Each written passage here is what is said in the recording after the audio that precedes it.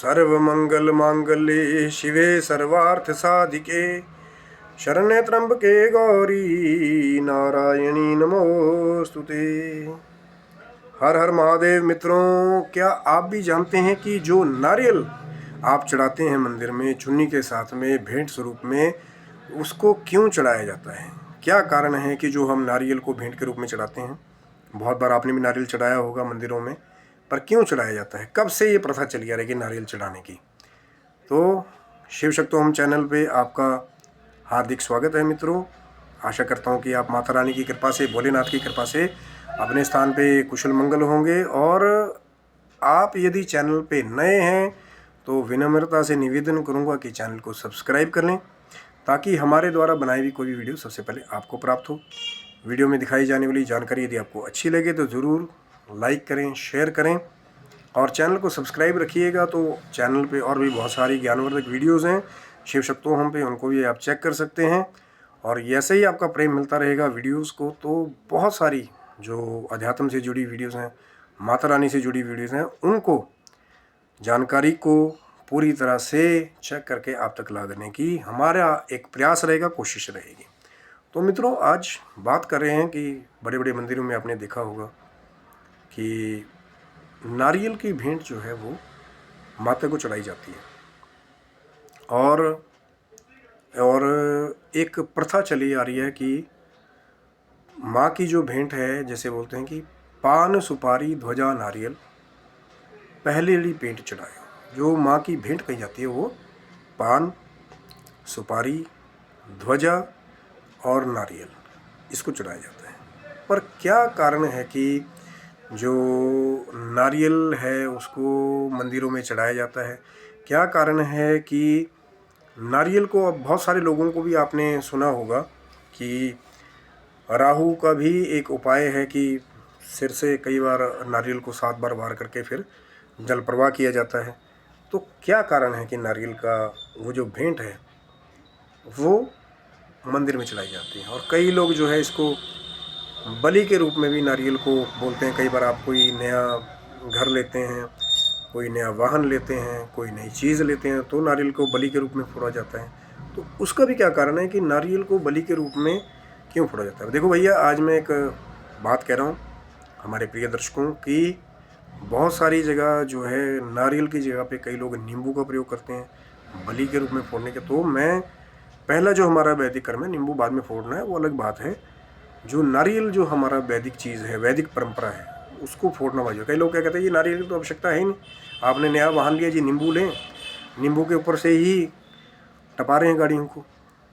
तो नारियल जो है वो पहले हमारी वैदिक बलि है जो हमारे वेद में बताई हुई है, और नींबू उसकी बात करें वो अलग बात है। पर क्या कारण है कि नारियल को माँ को समर्पित किया जाता है? क्या कारण है कि नारियल की वो बलि के रूप में दिया जाता है? आज उस पुरानी कथा से कई लोग इसको जानते भी होंगे, जो पांडित्य करते हैं, जो वेद अध्ययन से जुड़े हुए हैं, जो हमारी वैदिक रीतियों से जुड़े हुए हैं, तो कई लोग जानते भी होंगे।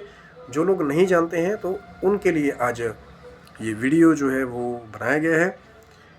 और तभी तो मैं बार बार कहता हूँ ना कि चैनल को सब्सक्राइब रखिएगा। वो कोई भी नई जानकारी यदि आती है तो सबसे पहले आपको प्राप्त होगी, बेल आइकन को प्रेस करते हैं तो बहुत समय पहले की बात है, एक ग्राम में ध्यानु भगत नाम के एक भक्त हुए, जो माँ के अन्य भक्त थे। माँ की विग्रह की सेवा करना, माँ का जप करना, माँ के गुणगान करना, माँ के गीत गाना, और धीरे धीरे करके माँ की एक ऐसी अनन्य सेवा ध्यानु भगत जी ने पाली कि दूर दूर गांव तक उनकी ख्याति होने लगी। ध्यानु भगत की जी ध्यानु भगत हैं।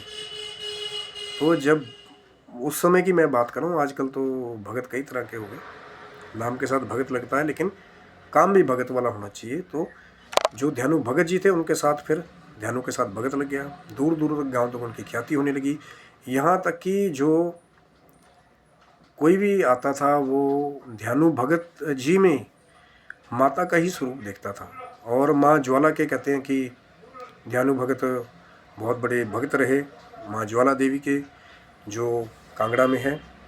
ज्वाला देवी मुखी, ज्वालामुखी अगर आप कहे होंगे, जो स्वयं जो ज्वालाएं प्रकट हुई हैं, जो अकबर राजा ने भी जो ज्वालाओं को बुझाने की बहुत कोशिशें की, कभी नहर खुदवाई, और कहते हैं कि लोहे के तवे तक रखाए गए तो वो तवों को भी फाड़ करके वो माँ का वो स्वरूप, भगवती का स्वरूप, वो ज्वाला देवी का स्वरूप बाहर आया। और आज भी बहुत सारे रिसर्च करने वाले उस मंदिर में गए, लेकिन नहीं वो बता पाए कि क्या इन अपने स्वयं जलती हुई ज्योतों का क्या एक कारण है। कोई वहाँ तेल तो वो लोग ला के डाल नहीं रहे, या कोई पाइपलाइन लगाई होगी वहाँ ज्वाला, वो तो माँ भगवती का स्वयं आशीर्वाद है। और कहते हैं उसी मंदिर के उसी माँ ज्वाला के ध्यानु भगत जी बहुत बड़े भक्त थे। माँ का नाम जपते रहना, माँ का सुमिरन करते रहना और भक्ति करते रहना। उस समय तो ऐसा होता था कि आप देखिए, भक्ति अलग अलग प्रकार की होती है। कोई थोड़ी देर के लिए मत्था टेकता है, लेकिन जो हर समय ही माँ को जो स्मरण में रखते हैं, माँ के नाम से हर एक काम करते हैं, ऐसे भक्त बहुत दुर्लभ पाए जाते हैं। लेकिन इस भारतवर्ष में ध्यानु भगत जैसे भी भक्त हुए। तो ध्यानु भगत जी जो थे बहुत बड़े भक्त थे, और धीरे धीरे जो उनकी कीर्ति की पताका थी भक्ति की, वो दूर दूर तक फैलने लगी। तो एक बार कहते हैं कि ध्यानु भगत जी जो है वो माता के मंदिर के लिए कहते हैं जा रहे थे, तो रास्ते में उनकी ख्याति फैलती फैलती जो है वो जो वहाँ के प्रांत के राजा थे, उन राजा के कानों तक भी ध्यानु भगत की ख्याति चली गई कि एक भगत जी हैं, ध्यानु भगत जी हैं, वो माँ के बहुत बड़े भक्त हैं, वो माँ की उनके ऊपर पूरी रजा है। तो जब राजा ने वो बात सुनी तो अब उनको लगता था ना, कई बार कुछ राजा ऐसे भी होते थे कि भैया उनके राज्य में जो कोई ऐसा उनको सुनाई देता था तो वो भी परीक्षा लेने की कोशिश करते थे कि यार एक्चुअल में कुछ ऐसा है, या मेरे राज्य में कोई अंधविश्वास या द्वंद्व हो रहा है, कई कारण हो सकते हैं।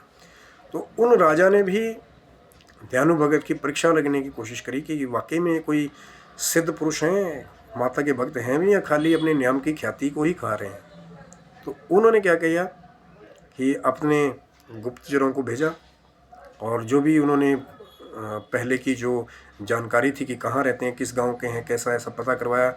और जब ध्यानु भगत जी माता के दरबार के लिए जा रहे थे तो कहते हैं कि राजा ने अपने सैनिकों को भेज करके जो ध्यानु भगत था उसके घोड़े को रुकवा लिया, और खुद भी एक, अब कई सारी कहानियाँ अलग अलग है कि अपने राज दरबार में ध्यानु भगत जी को बुलवाया।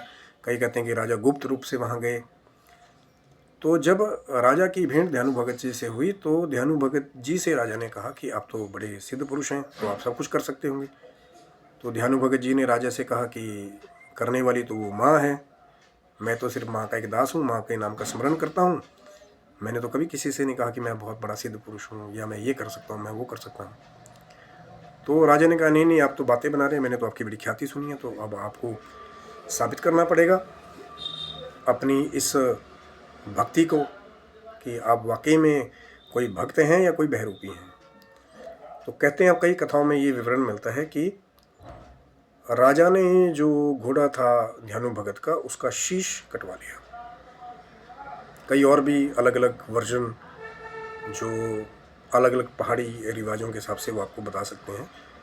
जो कथा मुझको ज्ञात है मैं वो आपको बता रहा हूँ। तो कहते हैं कि ध्यानु भगत ने घोड़े का, जो घोड़ा था ध्यानु भगत जी का, उसका शीश जो है वो राजा ने कटवा लिया अपने सैनिकों के द्वारा कि यदि आपके अंदर शक्ति है, आपकी उस माँ के अंदर या आपके अंदर कि आप माँ के बड़े भक्त हैं, तो इसका शीश अब आप जोड़ के दिखाएंगे।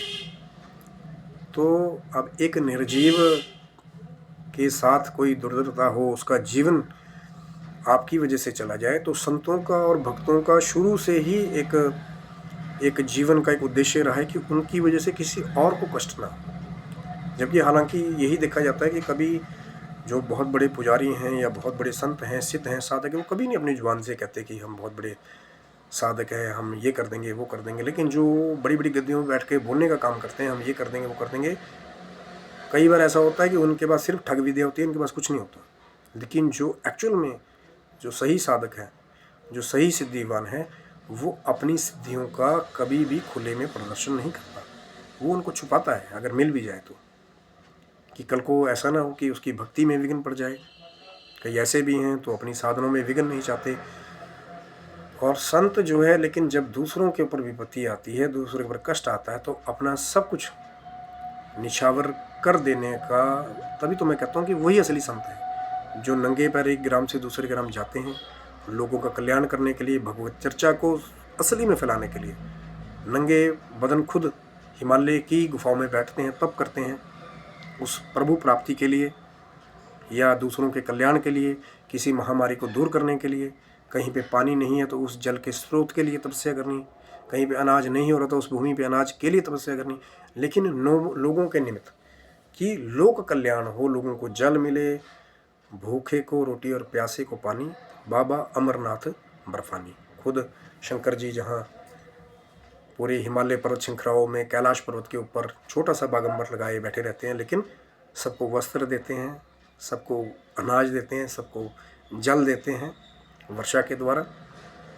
यही संतों का स्वभाव होता है कि दूसरों के लिए तपस्या करनी, दूसरों का कल्याण करना। तो जब शीश कटवा लिया राजा ने ध्यानु भगत के घोड़े का, तो उस बेजुबान जानवर के लिए ध्यानु भगत ने माँ से अरदास की कि मैं जाऊंगा ज्वाला जी के मंदिर में और वहाँ जा कर के माँ से अरदास करूंगा कि जो मैंने भक्ति की है माँ की उसको पूर्ण करें, और सिर्फ इस घोड़े के जीवन के लिए उसको जीवन दान दे दे। ये नहीं कि कल को मेरे को बहुत बड़े तगमे मिल जाएंगे कि मैं बहुत बड़ा भक्त हूँ, ध्यानु भगत की बहुत ख्याति हो जाएगी, क्योंकि जो है ही साधक हैं खुद ही उनके नाम के चर्चे माँ भगवती की कृपा से हर जगह हो जाते हैं। वो खुद नहीं उनको कोई 10-12 चेले तैयार करो जी, फलानी फलानी दिशा में चले जाओ, मेरे होल्डिंग लगाओ, पोस्टर लगाओ, चैनल पे मेरा वीडियो बुक करो, ऐसा काम नहीं करते साधक लोग जाए। तो फिर ध्यानु भगत जी माँ ज्वाला के मंदिर में गए। वहाँ पे कहते हैं कि ध्यानु भगत जी ने माँ की बहुत प्रार्थना की, उन्होंने विनय की माँ की कि माँ आप प्रकट होइए, और ये जो घोड़े का शीश है, आज आपके बच्चे की भक्ति के ऊपर भी संकट आया हुआ है, और एक बेजुबान की भी जान के ऊपर बनी हुई है कि यदि आप आकर के शीश नहीं जोड़ेंगे तो उसकी जान तो जाएगी, साथ में लोगों को मेरे पर भी लोग लांछन लगाएंगे कि हाँ ये ढकोसला करता था, ये माँ का भक्त नहीं है। कई बार ऐसा होता है ना कि कोई सिचुएशन ऐसी आ जाती है कि आप अपने इष्ट को पुकारते हैं बार बार, कई बार देर हो जाती है। क्यों देर हो जाती है? क्योंकि भगवान भी अपनी जो वैल्यू है उसको कम नहीं करते कि कल को ऐसा ना हो कि मैं 1 मिनट में प्रकट हो जाऊं और ये जो मेरा भक्त है वो कल को मेरे को हल्के में लेना शुरू कर दे, या बार बार मेरे को छोटे कामों के लिए बुलाने लग जाए। वैसे तो जो हर एक कर्म प्रभु के निमित्त अर्पण करते हैं, प्रभु तो हमेशा उनके साथ वैसे ही हैं, आत्म रूप में। जो अंदर शरीर के अंदर वो आत्मा बैठी हुई है, जो परमात्मा का अंश बैठा हो, तो पहले से ही जीव के साथ है। लेकिन फिर भी कई बार ऐसा होता है कि कई बार ऐसी सिचुएशन आ जाती है कि सामने दूसरों को भी ये साबित करना पड़ता है कि हाँ भैया हमने भक्ति की है तो हमारा काम हो रहा है। तो वैसे ध्यानु भगत जी के साथ हुआ कि एक निर्बल की जान बचाने के लिए भी और अपनी भक्ति की लाज बचाने के लिए भी फिर ज्वाला देवी के मंदिर में कहते हैं ध्यानु भगत जी ध्यान लगाने लगे, माता का गुणगान करने लगे। बहुत समय हो गया जब माता नहीं आई, क्योंकि हर एक चीज़ की एक सीमा है। कई बार वो भगवती भी अपने भक्तों की परीक्षा ले लेती हैं, भगवान शंकर भी अपने भक्तों की परीक्षा ले लेते हैं कि कहाँ तक जाएगा, चेला कच्चा है या पक्का, सब देख लिया जाता है। सिचुएशन पड़ती है तो कि क्या भक्ति को अभी छोड़ेगा या अपना सब कुछ जाने के बाद भी भक्ति को नहीं छोड़ेगा। ये दोनों चीज़ें वो प्रभु भी अपने भक्त में कई बार ऐसी सिचुएशन पैदा कर देते हैं कि आप कहेंगे कि नहीं मेरा सब कुछ खत्म हो गया, आप भक्ति क्यों करनी। लेकिन वही आपकी परीक्षा होती है कई बार कि क्या सब कुछ जाने के बावजूद भी ये भक्त रहता है या सिर्फ कुछ चीज़ पाने के लिए भक्त है। तो एक स्वार्थहित भक्ति होती है अपना स्वार्थ पाने के लिए, और एक निस्वार्थ भक्ति होती है जहाँ पे सिर्फ परमात्मा की प्राप्ति के लिए भक्ति की जाती है। अपने आत्मा में ही प्रभु के नाम को बसा लिया जाता है कि कुछ भी हो हम प्रभु का नाम नहीं छोड़ेंगे। और ध्यानु भगत जी ने भी वैसा किया, उन्होंने मंदिर को नहीं छोड़ा, चाहे माँ बहुत देर होगी माँ नहीं आई। तो फिर जब अंततः माँ नहीं आई और एक सब्र का बांध जो है ध्यानु भगत का टूट गया, तो कहते कि भेंट के स्वरूप में ध्यानु भगत ने फिर अपना ही शीश काट करके फिर माँ के चरणों में अर्पित कर दिया। ये थी ध्यानु भगत की भक्ति कि अपने जीवन को ही माँ के चरणों में कर दिया कि माँ यदि आप नहीं आएंगी तो कोई बात नहीं, ये जीवन आपसे ही है, तो ये जीवन आपके ही चरणों में समर्पित है। पर कल को लोगों को ये अविश्वास नहीं होगा, नहीं तो लोग मुझे ताना मारेंगे कि ध्यानु भगत जो है वो ढकोसला करता है या कोई तांत्रिक है या कोई मांत्रिक है, तो जब ध्यानु भगत ने अपने शीश की भेंट काट करके चढ़ाई माँ के चरणों में, तो माँ भगवती को भी वहाँ पे प्रकट होना पड़ा। कहते हैं कि माँ ज्वाला साक्षात उस मंदिर में प्रकट हुई। सचियाँ जोता वाली माता तेरी सदा ही जो अपने स्वरूप के साथ, और ध्यानु का जो शीश था वो ध्यानु जी के धड़ के साथ उन्होंने जोड़ दिया और सजीव कर दिया। और वहाँ पे जो घोड़ा भी था वो भी सजीव हो गया। लेकिन जब ध्यानु ने देखा कि माँ प्रकट हो गई, ध्यानु बहुत गदगद हुए कि माँ आपने मेरी लाज रख ली, लेकिन आपने माँ विलम्ब बहुत हो गया। पर कहते हैं ना कि जब मंजिल मिल जाती है तो कई बार जो पीछे की सारी थकान होती है वो दूर हो जाती है। कि अंततः ध्यानु भगत को माँ के साक्षात दर्शन हुए। लेकिन माँ ने भी वहाँ पे एक बात कही, एक वचन दिया कि ध्यानु आज तो मैंने तेरा शीश जोड़ दिया, लेकिन कलयुग में अगर कोई मुझे भेंट के रूप में अपना शीश चढ़ाने की कोशिश करेगा या शीश काट करके रख देगा तो मैं उसका शीश नहीं जोड़ूंगी। ऐसे तो एक अलग ही एक बोलते हैं ना कि ये कोई सात्विक प्रक्रिया नहीं शुरू हो जाएगी, ये तो संसार में कुछ और ही शुरू हो जाएगा। कभी कोई बलि प्रथा, ये वो बहुत सारी चीज़ें हैं, अभी मैं कमेंट नहीं करूँगा उसके ऊपर कि क्या सही है और क्या गलत है। वो माँ भगवती महामाया सब जानती हैं, क्योंकि विवाद करने का कोई उद्देश्य नहीं है। उद्देश्य सिर्फ है कि जो माँ ने जो चीज़ कही थी, जो आज भी प्रथा चल रही है, उसको आप तक लाने का प्रयास था। कि माँ ने ये कहा कि आज के बाद कोई शीश काटेगा तो ना ही मैं प्रकट होकर के साक्षात्कार उसका शीश जोड़ूंगी, ना ही उसको फिर मैं सजीव करूंगी। अगर यदि किसी ने मेरे को भेंट चढ़ानी होगी तो नारियल की जो भेंट होगी उसको ही मैं शीश के रूप में, बलि के रूप में स्वीकार करूंगी। आपने अगर बहुत सारे लोगों ने देखा होगा तो नारियल को जब आप छीलेंगे, खोलेंगे, तो जो ऊपर वाला पार्ट होता है उसमें मुंह बना होता है। ध्यान से देखना, उसमें 3 ऐसे मुंह जैसा बना होता है पूरा।